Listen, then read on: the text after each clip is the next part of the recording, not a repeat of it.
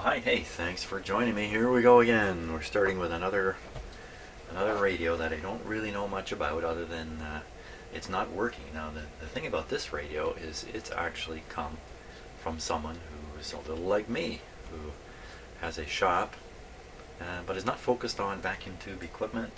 This fellow is working on more modern equipment, in fact, current stuff, televisions and all that stuff that people currently are enjoying in their homes. But he had this in the back and wondered if I could take a look at it. His suspicion was a defective rectifier tube. Now I've already tested all the tubes in here. They all test okay. In fact, quite good, except for the FM tube up here. This one shows a leak on my tube tester, something I've never seen before. During the shorts test or leak test on the tester I was using, this one shows a leak. I don't know if that's really a problem or not. So I hadn't turned this set on. I'm just looking at it now, as usual, for the first time. And I'm looking for anything out of sorts here. And I doubt I'm going to find anything out of sorts. What's this? This looks like a light socket here.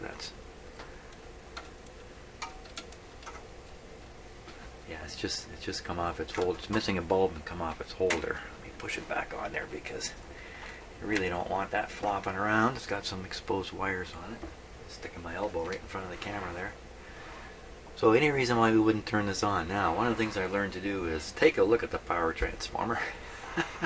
Is it all burned up or not? No, it looks great. In fact, looks really good. In fact, this is a pretty clean radio. Now, I got it with no back on it. And it has the O2 common switch here installed, probably, almost certainly because the on-off switch on the front of the radio is no longer working. These if I find European style radios, they look similar to this particular style of radio. They often have trouble with the on-off switch.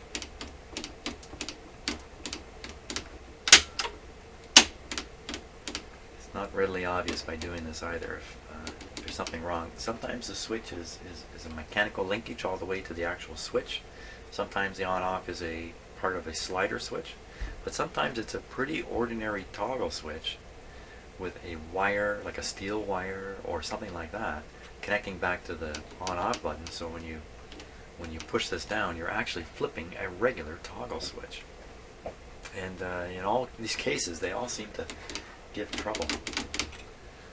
So now, how do we know if this is on or off right now? How do we know?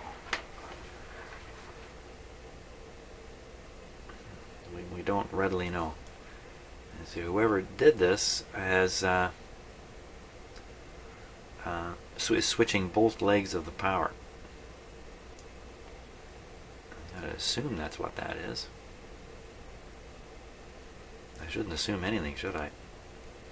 So normally, these switches, when you flip it this way, these terminals are now shorted out. This way, these terminals are shorted out. Let's just see if that's the case. Because I'm on my way to turning the set on. That's where we're going with this.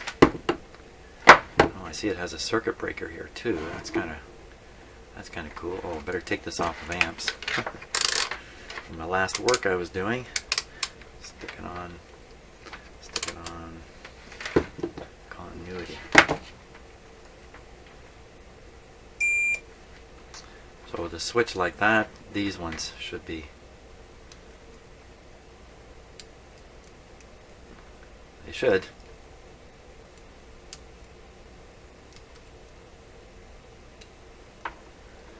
They should. And so much for what I was saying. Okay, so everything I said was absolutely untrue for this switch. When it's this way, it's these terminals. So that would be off right now. You switch it towards the wired leads, it's on. Okay, so we'll switch it off. It's off. Is it really off? Is it really off, Jim? Or did you just boob everything up again? It's definitely off.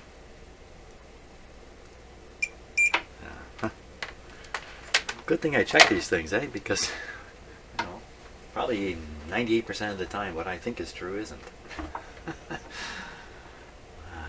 I'm a 2% guy. Okay, string is intact. It actually looks pretty good. Let's put the power to it.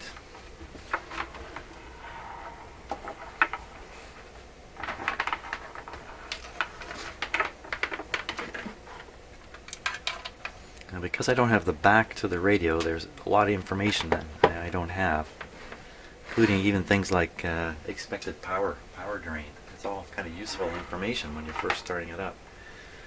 Volume is this one. Tuning's here.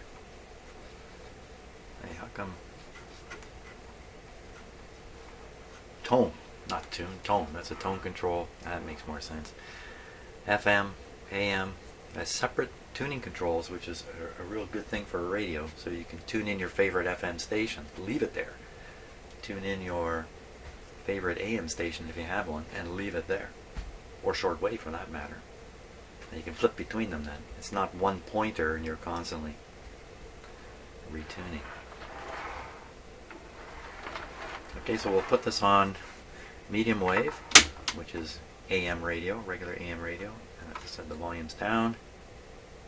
Restriction, we're going to maximize.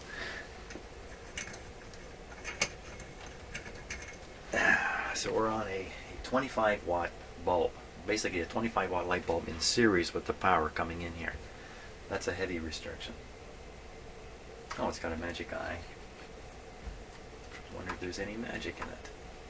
So remember, the switch is off. The switch is at the back here now. The switch is at the back with high voltage sitting right on the terminals. So I better keep an eye on that, because that's not good. I don't like that. Let me do this. Let me improve the situation here a little bit, safety-wise. I'm going to put the switch into a little plastic bag.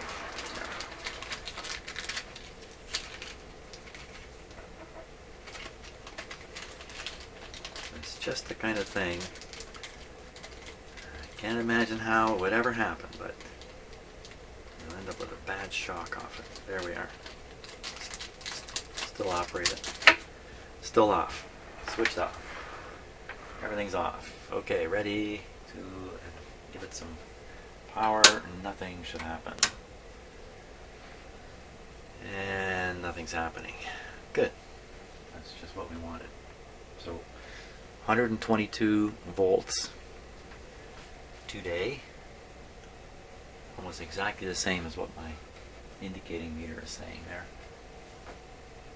And we're going to turn it on this time with power. We're going to apply power with the switch thrown. Okay, so now it's switched on. There's one light bulb in here, so we might see the light come on. Going down. Okay, everything's ready. Here we go. Okay, so we're getting light on the light. That's this light up here. That's bound to happen. Really restricting the voltage. Down around 35 volts supplied to this guy. In fact, the voltage is so low, my meter device has gone wonky. Well, I hope I'm not hurting this by supplying it too low a voltage. I don't think we're going to get anywhere with this radio at this point. What do I see? I see pilot lights on. I can see the heater in the output tube. Well, I don't know. Do we hear anything yet?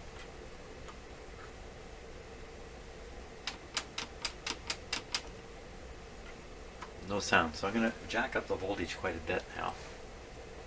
Supply voltage here. Jacking it up. Okay, so this thing didn't correct itself, so I'm going to cut it. Start it again. There we go. We got 102, 101, so you can see the light here now. Kind of see it. Kind of see it here. Oh, magic eyes, come on. It's pretty good. That's pretty bright. How about some volume?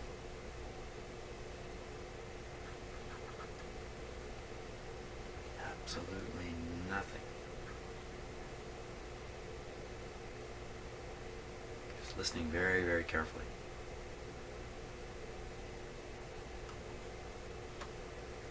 Nada. Not a sound. Okay, let's flip some buttons here and see if we get some crackling going.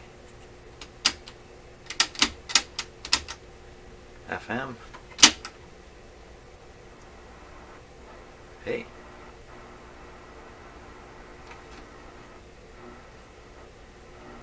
I just happen to have it tuned to a spot that made the speaker. Now, it's working.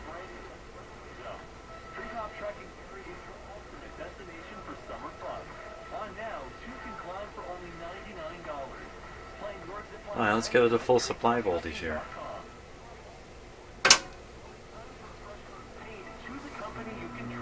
I'm in.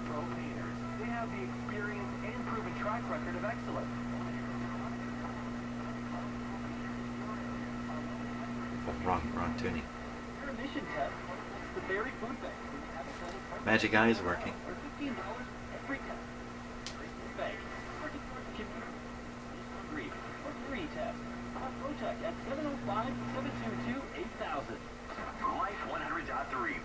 That was a little odd. I don't know if you heard that. The hum kind of came and went there.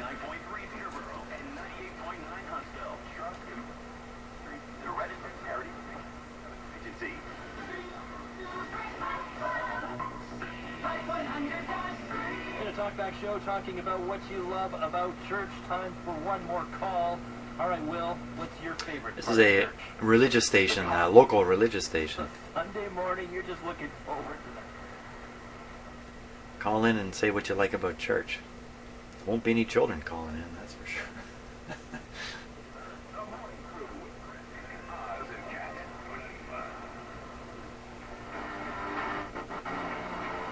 That's full volume.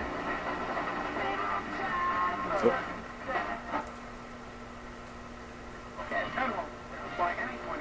Talking about my generation, not much left of my generation anymore. Well, that's pretty good. FM's working. Now, why no AM? Surprising if FM works and AM doesn't. It's just some very strong signal right at 100. I picked this up on other radios around my house. What is that? There's never anything on it. It's just a really strong FM signal at 100.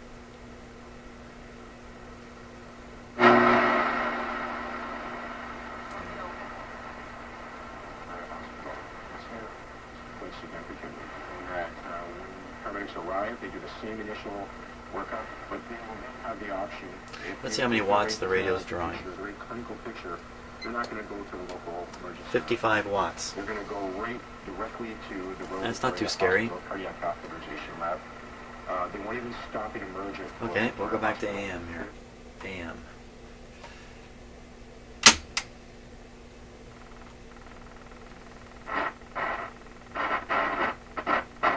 A little noisy.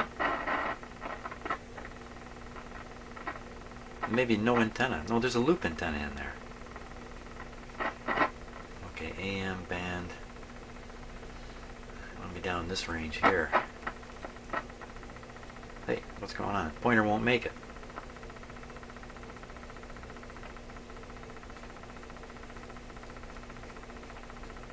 It stops very firmly right here.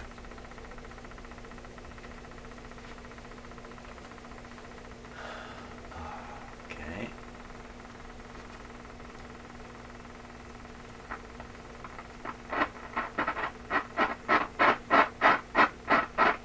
Something funny going on with that.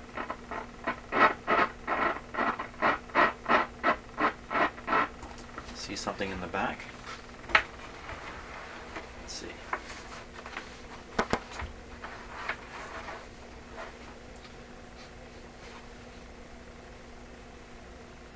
Well, this tube is really pretty hot.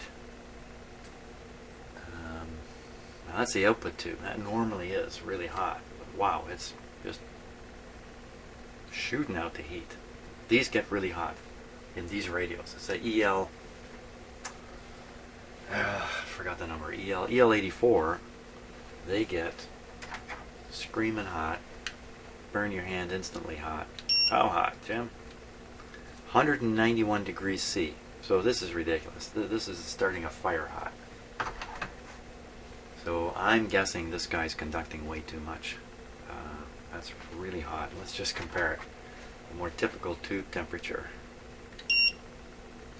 52 degrees. So you could touch that with your finger, you wouldn't get burned, but it would be really uncomfortable. You probably couldn't hold it. You probably couldn't hold on to it. At least I couldn't. This guy, 185,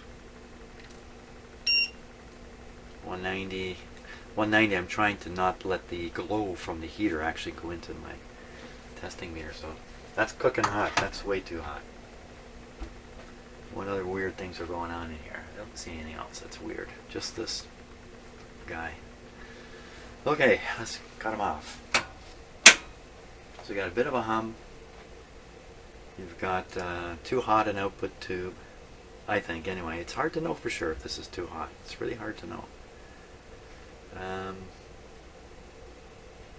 So there's two things that can easily be taken care of. The hum, a little bit of added capacitance in the power supply should drive the hum out. And this guy would just check the capacitor on the grid of this tube and see if it isn't leaking a little bit of B plus onto the grid, which is typically what's happening in here. I find these radios pretty scary because they tend to have a lot of parts and a lot of capacitors in them.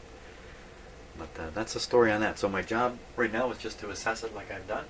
And again, I got to hear from the owner, but there's a different owner who I'm communicating with all the time. So I'll send him a note, tell him what I found, see what he wants to do.